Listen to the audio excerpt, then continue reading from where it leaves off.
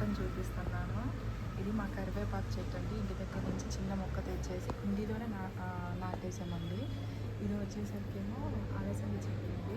అలసందలు వెంటనే పెరుగుతాయండి. కాయలు కూడా చూడండి ఎన్ని వచ్చినాయో. కుండీలోనే మేము వేసింది, కానీ కాయలు చూడండి గుట్లగా వచ్చేసింది. పైకి అందించేసాము, చిన్న ప్లేస్లోనే అవి ఇచ్చేసాము.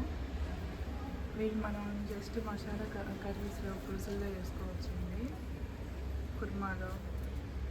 తర్వాత ఇది నానబెట్టిన మెంతులు అండి. నైట్ నానబెట్టాము మెంతుల్ని, వాటర్ తాగేసి మిగిలిన గింజల్ని ఇలా వేస్తే చూడండి ఎంత బాగా వచ్చింది. దీనివల్ల మనకి 2 విధాలుగా యూజ్ అయ్యింది. ఒకటి వాటర్ తాగేస్తాము, మొక్క వచ్చేసింది. ఇది పాలకూర అండి. పాలకూర అంత సరిగ్గా రాలేదు. ఇదేమో క్యాప్సికమ్ అండి.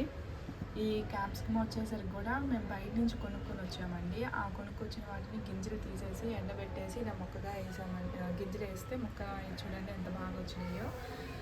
ఇది అంతే అండి, గోంగూర చెట్టు అండి. గోంగూర తెచ్చేసుకొని మిగిలిన కాడని ఇలా నాటేసామండి. నాటితే చూడండి ఇక్కడ ఆకు కొత్తగా ఆకు వచ్చేసింది. ఇదేమో కాకర చెట్టు అండి. ఇంటి దగ్గర నుంచి తెచ్చాము, బయట కాకరకాయ. అది కూడా ఎండబెట్టేసి ఇలా మొక్కలు వేసేసామండి. చూడండి ఎన్ని వచ్చేసినాయో. అంటే మేము ఒక 3-4 వేసాము. 3-4 వేస్తే బాగానే వచ్చేసింది మా గార్డెన్లోకి.